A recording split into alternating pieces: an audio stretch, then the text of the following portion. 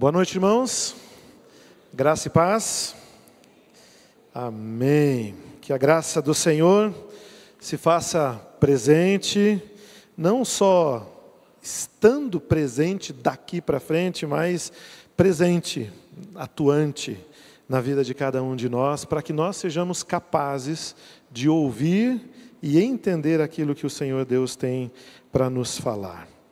Irmãos, o assunto que nós vamos abordar nesta noite é muito sério, muito importante, essencial para a vida da igreja. E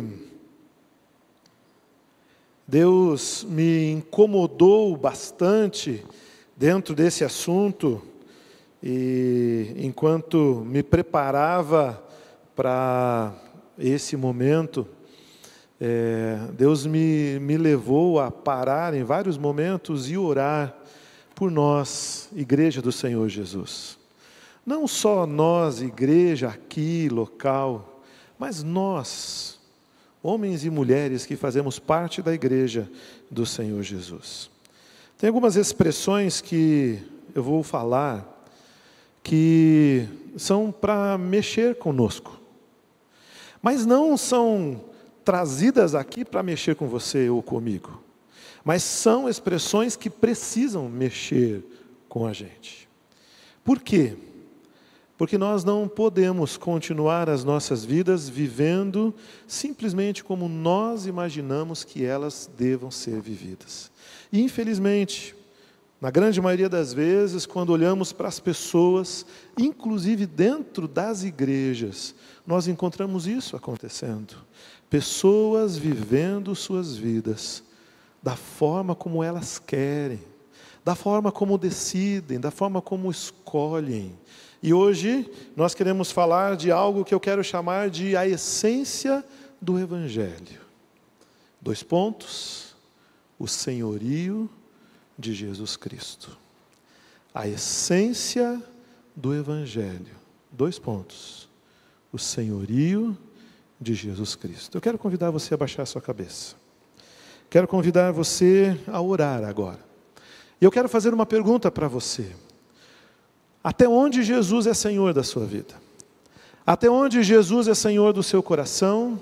Até onde Jesus é Senhor das suas escolhas? Até onde Jesus é Senhor da sua vida? Responda silenciosamente, individualmente na presença de Deus. E permita ao Senhor desafiar você para esse momento.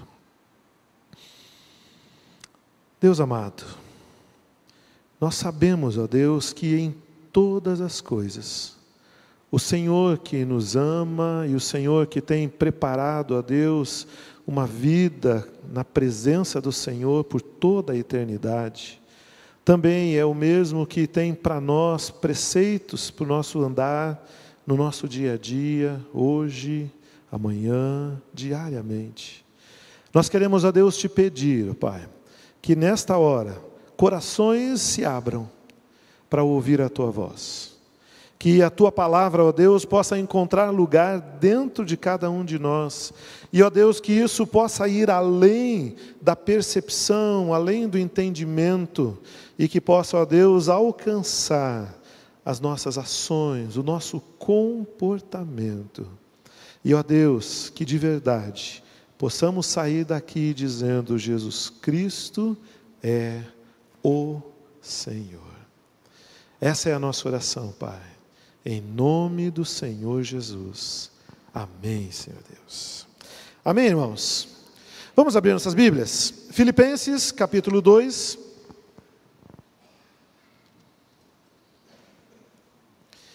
Filipenses, capítulo 2. Nós vamos ler, inicialmente, os versos 9 a 11. Depois, lá na frente, nós vamos voltar a esse mesmo texto, e aí vamos ler dos versos 5 a 11, mas agora, verso 9, 10 e 11. Filipenses, capítulo 2, acompanhe aí na sua Bíblia, ou acompanhe aqui no telão. A palavra de Deus diz assim: por isso Deus o exaltou à mais alta posição, e lhe deu o nome que está acima de todo nome, para que ao nome de Jesus se dobre todo o joelho, nos céus, na terra e debaixo da terra, e toda língua confesse que Jesus Cristo é o Senhor, para a glória de Deus Pai. Eu vou repetir o verso número 11. E toda língua confesse que Jesus Cristo é o Senhor, para a glória de Deus Pai. Eu acho que eu já contei aqui para os irmãos, mas aconteceu comigo pelo menos umas 2 vezes de estar em algum lugar, parar no semáforo, e aí aqueles momentos em que, pelo menos nas cidades maiores, na maioria das vezes você acaba sendo abordado por alguém, ou alguém que vem pedir alguma coisa, ou alguém que vem oferecer alguma coisa para você comprar, alguém que talvez faz ali um malabarismo e espera receber alguns trocados. De vez em quando, alguém que talvez esteja oferecendo um folheto, evangelizando. E já aconteceu comigo, não só uma vez, de alguém chegar e dizer assim, muito rapidamente, por causa da pressa do momento, dizer assim: olha, a Bíblia diz que se com a tua boca você confessar que Jesus Cristo é o Senhor, você será salvo. Você pode repetir comigo: Jesus é o Senhor? E aí, se a pessoa repetir, passa a ideia de que ela estava ali confessando Jesus como Senhor. Quer ver? Vamos repetir? Jesus é o Senhor. Vamos todos juntos? Jesus é o Senhor. Sabe o que isso que você acabou de fazer significa? Nada. Nada. É muito fácil, eu paro ali na frente e eu abordo qualquer pessoa e digo assim: eu preciso que você repita uma frase. Jesus é o Senhor. Ela fala. E isso não significa absolutamente nada. Não dá para eu e você, se nós tivéssemos ali uma pranchetinha e fazendo algumas anotações, quantas pessoas eu converti hoje. Você pode repetir: Jesus é o Senhor? Um se converteu. O outro repetiu. Não. A expressão Jesus é Senhor é muito mais plena, muito mais profunda, significa muito mais, e precisa ser dita, sim, com convicção no coração, mas dita por um coração convicto de que o senhorio está nas mãos do Senhor Jesus. Não só o senhorio, como nós vamos ver daqui a pouquinho, de todas as coisas. Jesus é o Senhor, ponto final, isso é incontestável. Mas Jesus ser Senhor da minha vida depende de muito mais. Depende do meu desejo, depende da minha aceitação, depende do meu reconhecimento e depende de eu decidir viver debaixo deste senhorio. E então eu chamo essa questão de: é aqui que está a essência do Evangelho. Quando nós olhamos para a palavra de Deus, nós encontramos a Bíblia falando que Jesus Cristo é o Senhor. O Evangelho não consiste apenas em Jesus Cristo como Salvador. Jesus precisa ser Senhor das nossas vidas. Se eu e você achamos que Jesus Cristo é nosso Salvador, mas Jesus ainda não é Senhor em nossos corações, alguma coisa precisa ser revista por mim e por você. Para alguns irmãos, Jesus tem sido aquilo que eles entendem que Jesus é. E algumas pessoas pensam o seguinte: não, é aquilo que Ele é para mim, é aquilo que importa. Para mim Ele é, e aí então a gente poderia colocar aí várias expressões, mas eu não quero nem citar as expressões que nós poderíamos ouvir da boca do ser humano.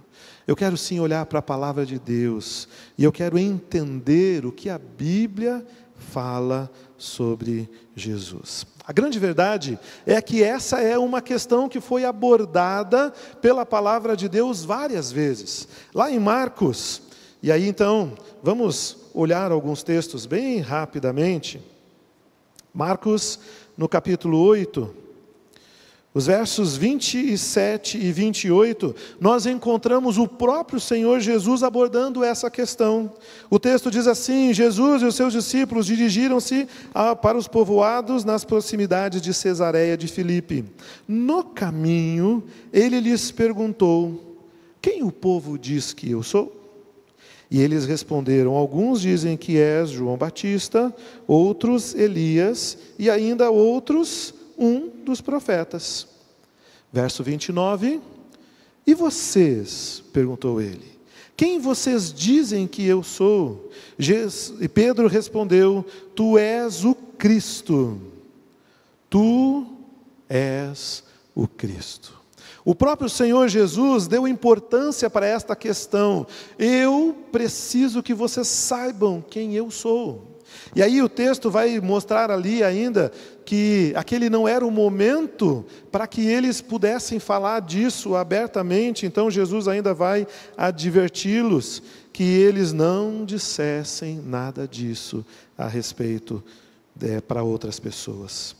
Também nós encontramos Mateus, finalzinho do livro, no capítulo 26, os versos 62 e 63, um outro momento na vida de Jesus, mas agora Jesus está ali diante de Caifás. Caifás, o sumo sacerdote. A palavra de Deus diz assim, verso 62, então o sumo sacerdote se levantou e disse a Jesus: você não vai responder à acusação que estão te fazendo? Mas Jesus permanecia em silêncio. E o sumo sacerdote lhe disse: exijo que você jure pelo Deus vivo, se você é o Cristo, o Filho de Deus, diga-nos. Tu mesmo o disseste, respondeu Jesus. Ainda, quase aqui no final da vida e do ministério de Jesus, essa pergunta estava ainda ecoando: quem é este homem? Quem é Jesus? E essa é uma resposta que precisa estar muito firme no meu coração e no seu coração. Voltando a Marcos, agora no capítulo 1, o verso 24.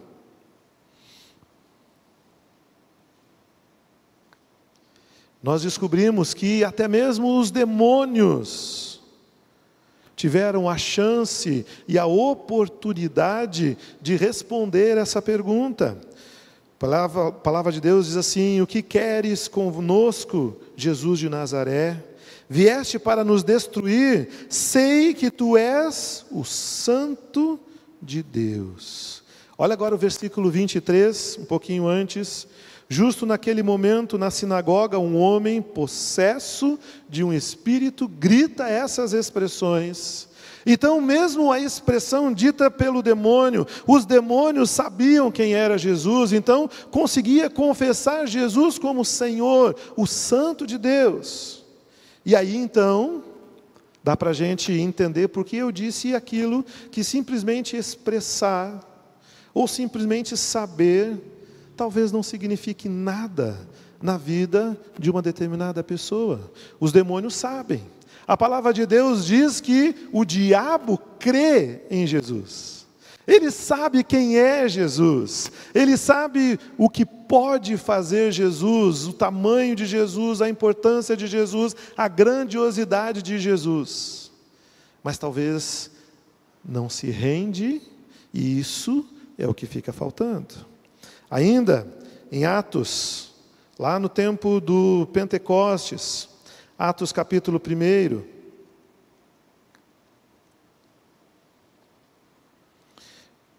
o verso 21, nós encontramos aqui, é Pedro falando em Pentecostes, ele diz assim: e todo aquele que invocar o nome do Senhor será salvo. Olha que importância dessa expressão, mas olha um pouquinho para frente, versículo 36, então Pedro ainda continua naquele discurso, naquele sermão, no dia de Pentecostes, verso 33, ele diz: portanto, que todo Israel fique certo disto, este Jesus a quem vocês crucificaram, Deus o fez Senhor e Cristo. Esse é Jesus. E ainda mais um texto, Romanos capítulo 10, o verso número 9, onde a palavra de Deus diz então: se com a tua boca confessar que Jesus é o Senhor, e em seu coração crer que Deus o ressuscitou dos mortos, será salvo. Meus irmãos, essa verdade é tão importante, tão essencial, por isso, a ponto de eu dizer que essa é a essência do Evangelho, que essa foi uma mensagem ou uma verdade que foi combatida desde o primeiro século. Lá no primeiro século, houve o gnosticismo, que era uma mistura de filosofia grega, juntando com uma filosofia judaica, que dizia o seguinte, que a matéria é essencialmente má, e o espírito é essencialmente bom. E então os gnósticos, eles negavam a encarnação divina, ou seja, para eles, Jesus não era Deus. E você vai perceber quanta gente hoje em dia vai dizer que Jesus era um cara legal, que Jesus era alguém muito inteligente, que Jesus era um grande professor, um grande mestre, alguém muito capaz, que fez muita diferença, que ajudou muita gente, e vai parar por aí. Jesus é muito mais do que isso, mas ali, através daquele primeiro passo, já quando Jesus já não estava mais entre os homens, o inferno estava tentando combater essa grande e essencial verdade: Jesus é Deus e é Senhor. Amém? É assim na sua vida? Sabe, depois disso, depois do gnosticismo, veio ainda o docetismo. O docetismo saiu, uma vertente de dentro do gnosticismo, e dizia o seguinte, que Jesus não tinha um corpo verdadeiramente material. Então era como se fosse só o espírito, como se fosse só um fantasma. Certo? Então significaria o quê? Que Jesus não encarnou. É Deus, sim, presente. Mas as pessoas tinham uma impressão de Ele presente ali, ao lado delas, mas Ele não estava ali materialmente de verdade. Para quê? Para dizer, ora que Jesus não é Deus, ora para dizer que Jesus não é homem. Se é Deus, não consegue ser homem. Se é homem, não consegue ser Deus. Por quê? Porque não cabe na mente humana essa grande verdade. Jesus é 100% Deus e 100% homem.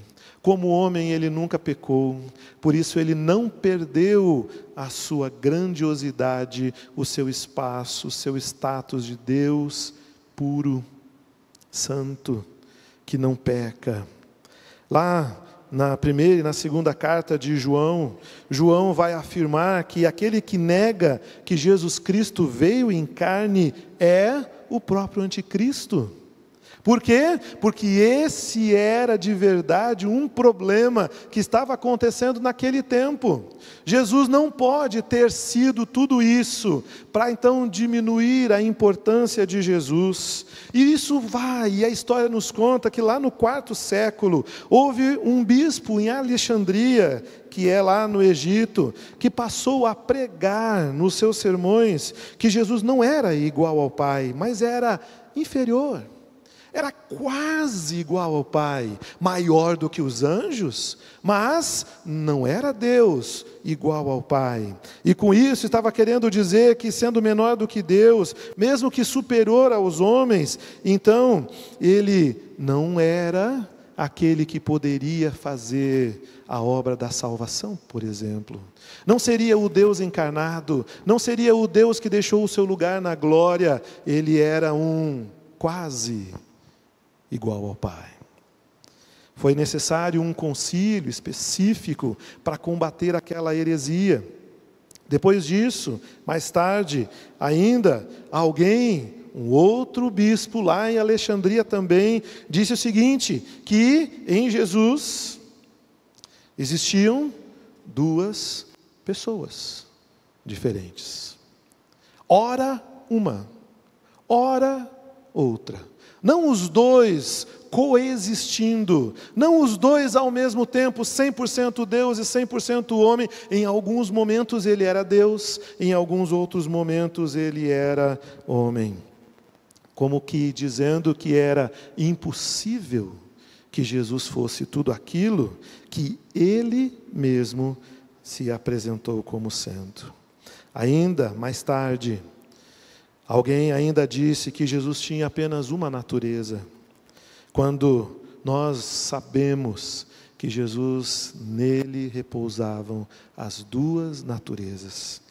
Percebam, irmãos, o quanto essa verdade é importante, a ponto de ela ser negada, perseguida durante tantas vezes, durante tantos séculos.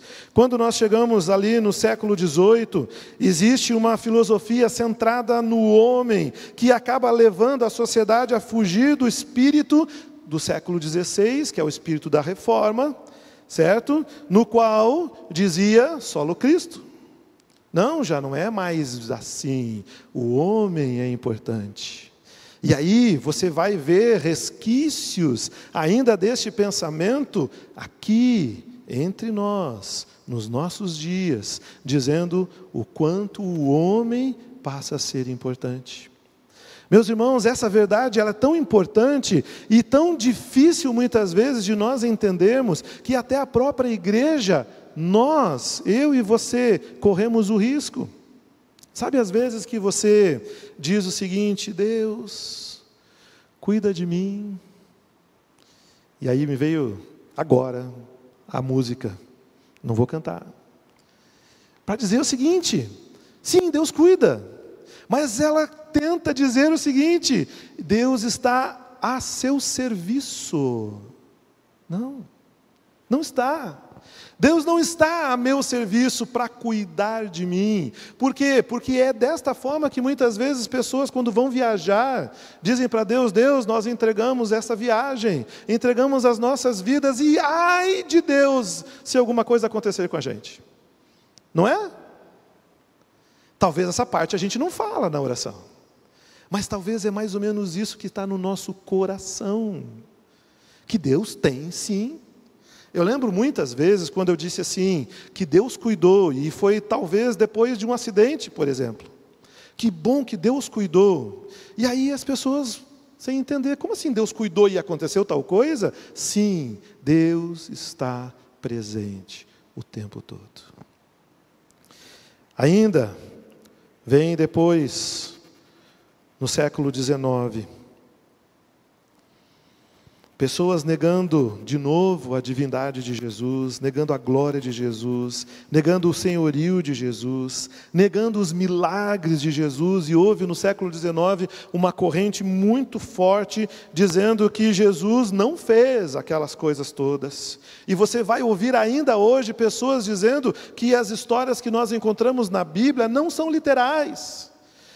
Por exemplo, o pão foi multiplicado? Não, literalmente não. Mas a gente entende que as pessoas ali comeram talvez uma migalhazinha e se sentiram saciadas de tal que era aquele momento. Não.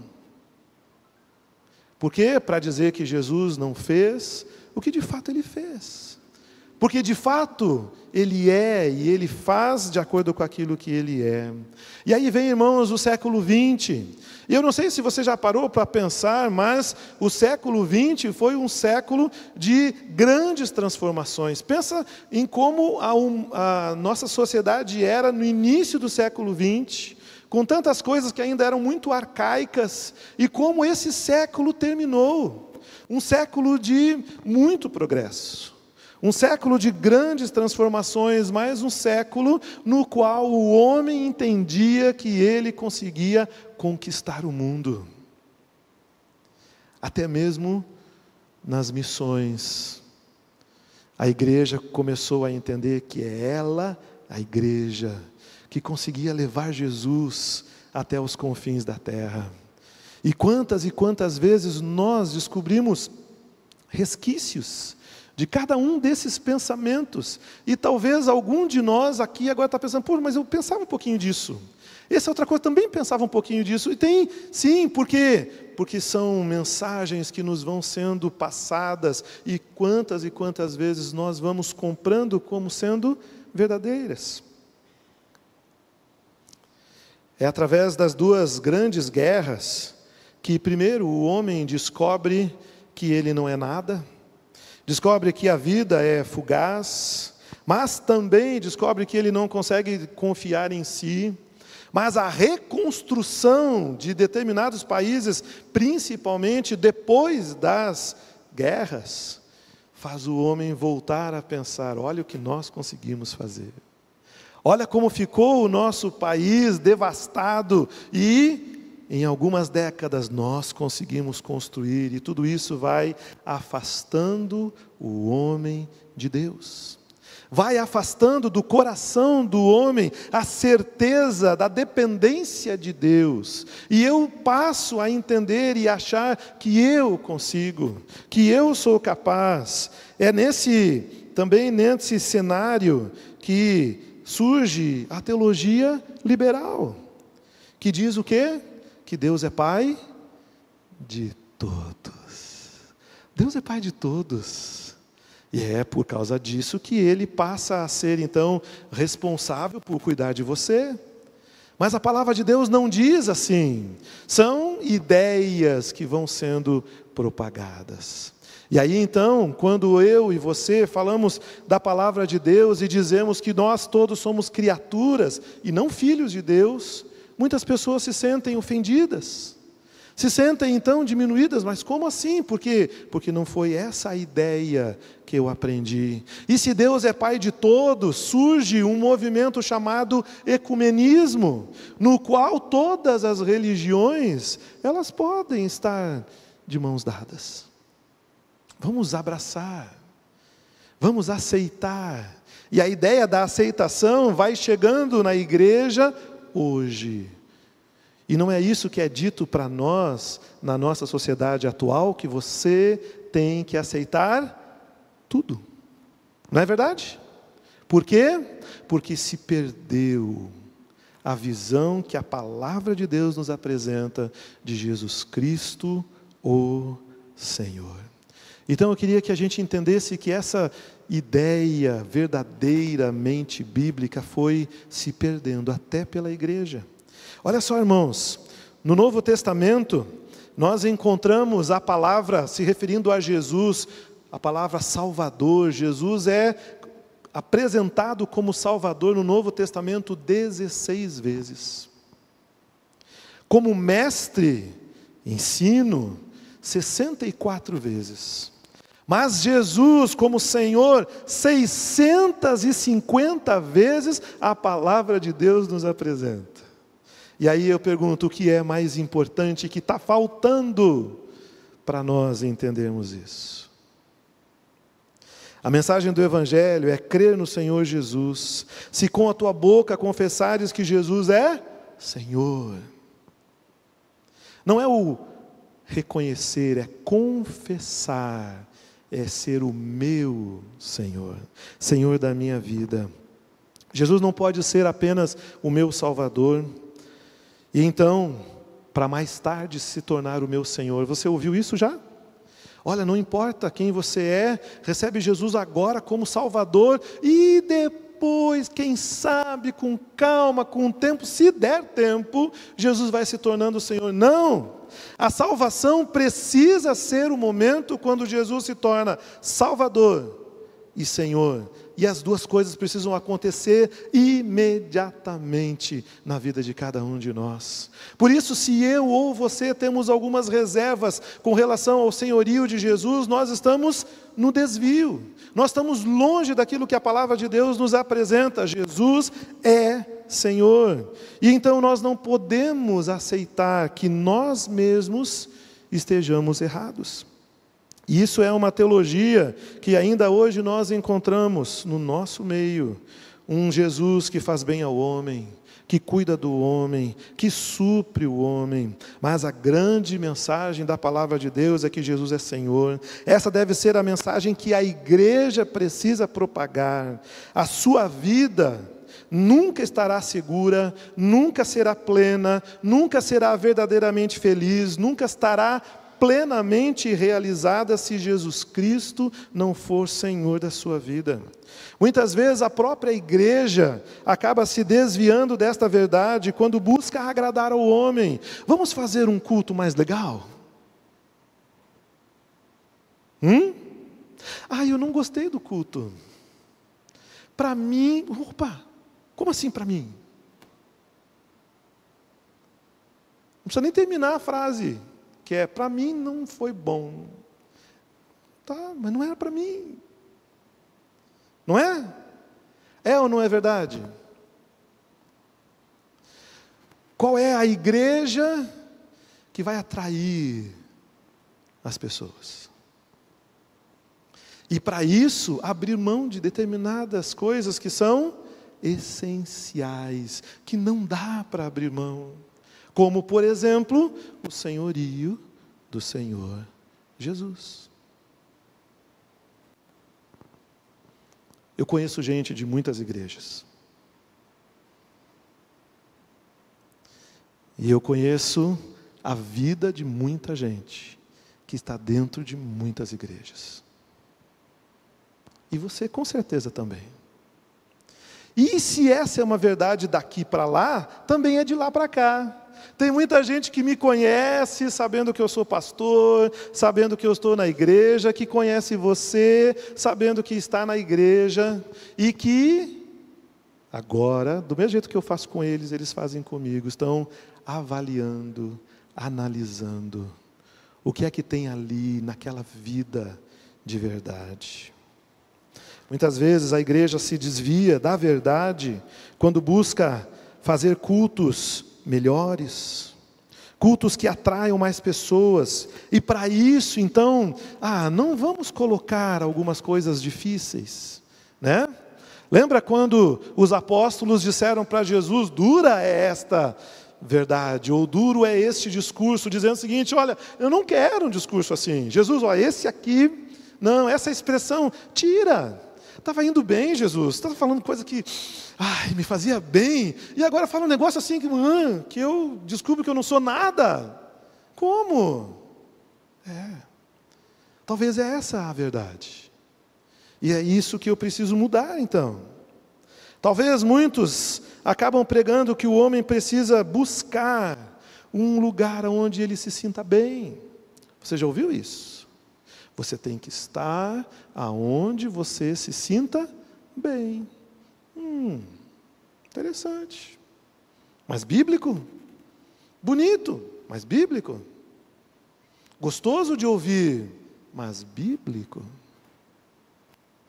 Sabe, irmãos, quando nós permitimos que essas sejam as nossas preocupações, nós vamos nos distanciando da palavra de Deus. A igreja precisa conclamar que o povo precisa se ajoelhar diante de Jesus, o Senhor. Quanto tempo faz que você não ora de joelhos?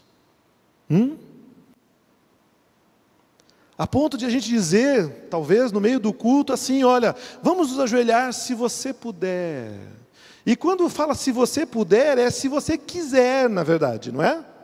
Porque não estou falando de alguém que, por causa da idade ou por causa de um problema de saúde, não pode. Eu estou falando da pessoa que simplesmente vai ficar lá, com os braços cruzados, sentado. Porque ele vai entender alguma coisa que ele já ouviu, que para Deus não faz diferença se o seu corpo está sentado, deitado. Então, quantas e quantas vezes nós oramos uma oração que começa de noite e vai terminar só de manhã, porque nós queríamos de verdade fazer o quê? Dormir. E dormimos. É verdade que para Deus não faz diferença como está o seu corpo, mas faz diferença como está o seu coração. E se você é pai, mãe, se você tem filho, não importa a idade, você lembra que para você a coisa mais importante num filho é a obediência. E quando o seu filho questiona com você, precisa ser agora?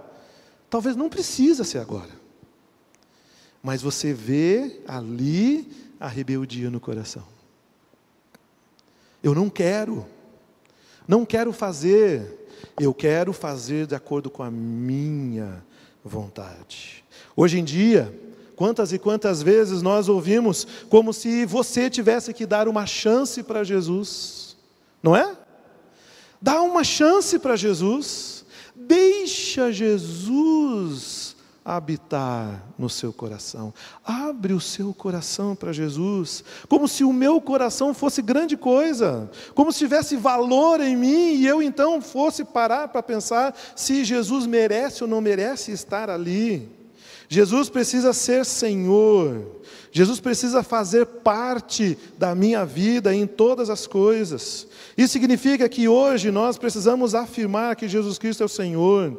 Precisa significar para todos os cristãos aquilo que significava lá no primeiro século. Você já parou para pensar, para os cristãos no primeiro século, o que significava a expressão Jesus é o Senhor? Vou contar para você.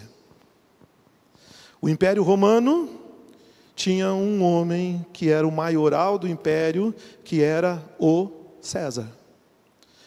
E eles diziam o seguinte: César é o Senhor.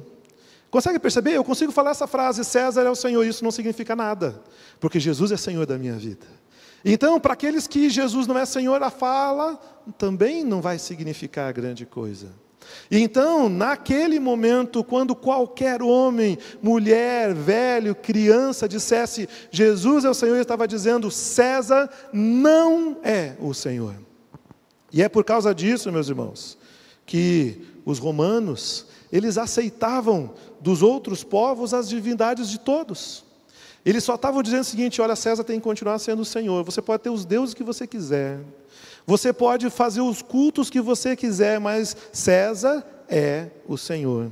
E a mensagem do Evangelho chega e impacta homens e mulheres que entendem que César não é o Senhor e que Jesus Cristo é quem tem o senhorio e Ele está acima de César, e muito acima. Então, os cristãos que se levantaram dizendo isso, eles eram considerados traidores.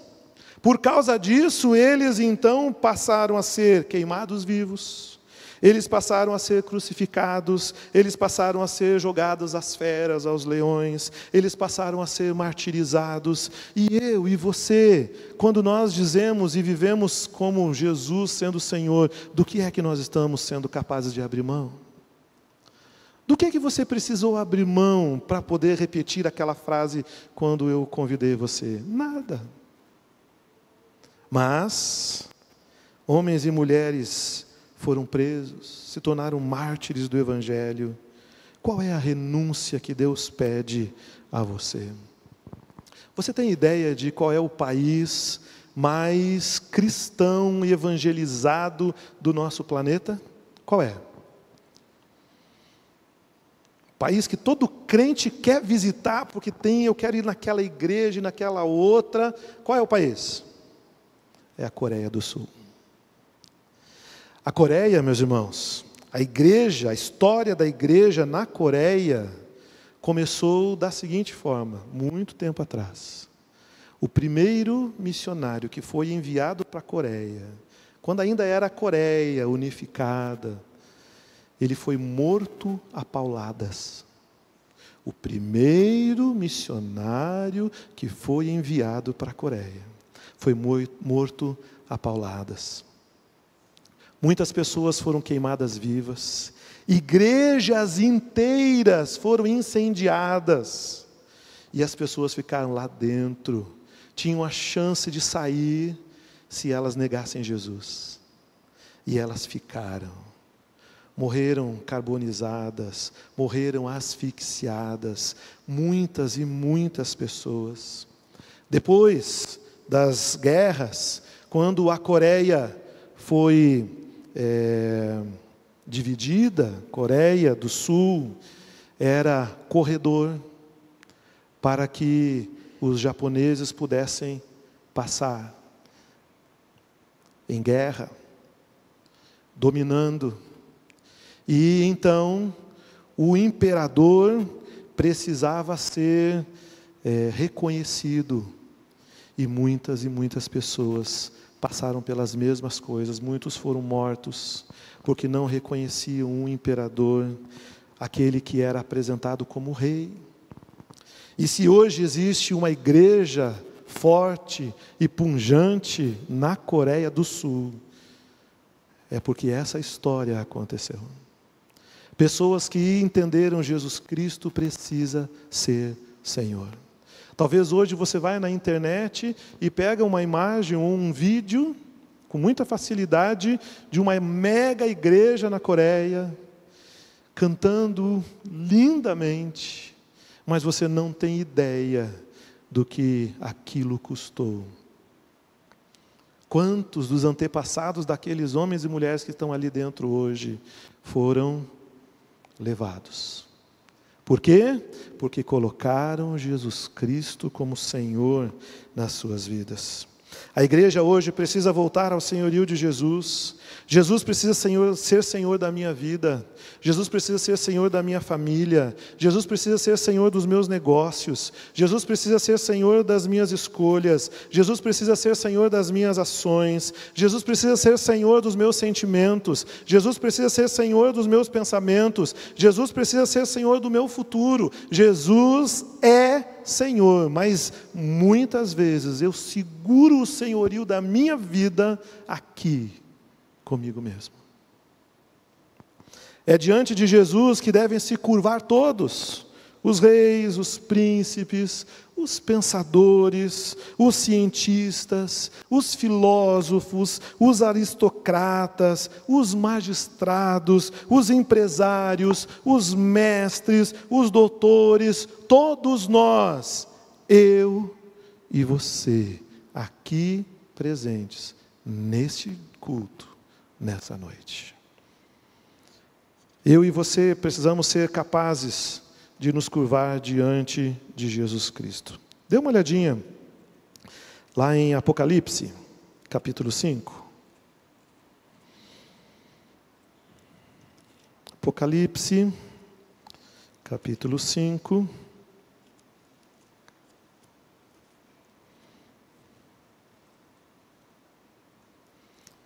Versículo 1.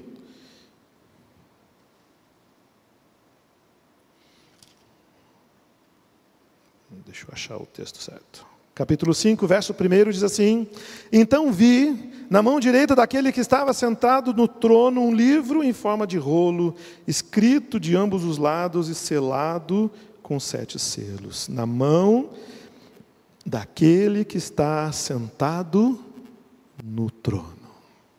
Verso número 11, no mesmo capítulo, ainda em Apocalipse, diz assim: Então eu olhei e vi a voz de muitos anjos, milhares de milhares, milhões de milhões. Eles rodeavam o trono, bem como os seres viventes e os anciãos. E eles cantavam em alta voz: Digno é o Cordeiro que foi morto de receber poder, riqueza, sabedoria, força, honra, glória e louvor.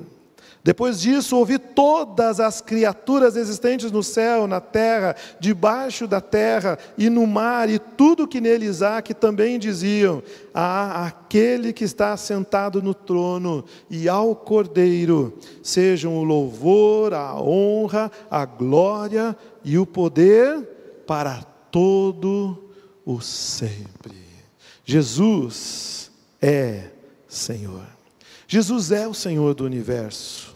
Tudo o que foi feito por intermédio dele. Ele está assentado no trono. Ele tem as rédeas de todas as coisas nas suas mãos. É ele quem rege as nações. Ele é o Rei dos reis. Ele é o Senhor dos senhores. É ele quem sustenta. É ele quem governa o universo com as suas próprias mãos. mas também Ele é Senhor da igreja. Ele é o cabeça da igreja, Ele é o edificador da igreja, Ele é o protetor da igreja, Ele é o salvador da igreja, Ele é o Senhor da igreja, Ele é o consolador da igreja, Ele é a razão da esperança da igreja. E você viu que eu comecei dizendo que Ele é tudo isso do universo, agora da igreja, e agora eu quero dizer mais. Eu e você precisamos declarar tudo isso sobre as nossas vidas. Ele é meu Senhor, Ele é meu dono, Ele é meu sustentador, Ele é aquele que manda e eu obedeço.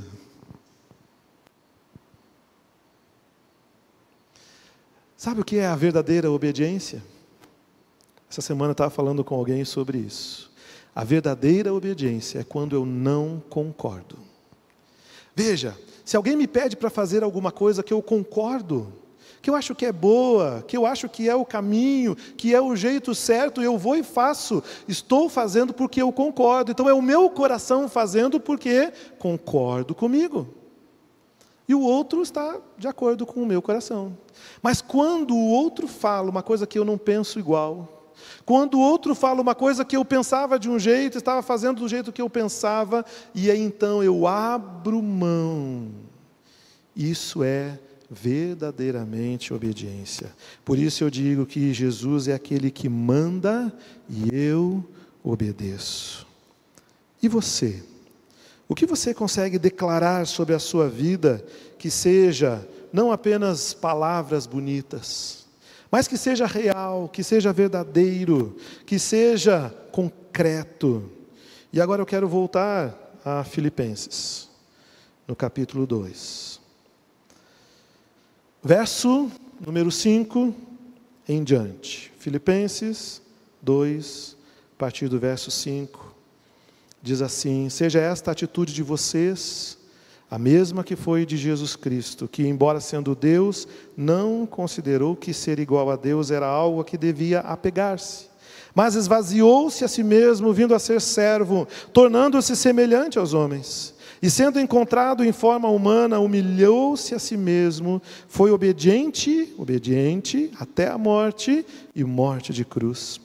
Por isso Deus o exaltou à mais alta posição e lhe deu o nome que está acima de todo nome, para que ao nome de Jesus se dobre todo joelho, no céu, na terra e debaixo da terra.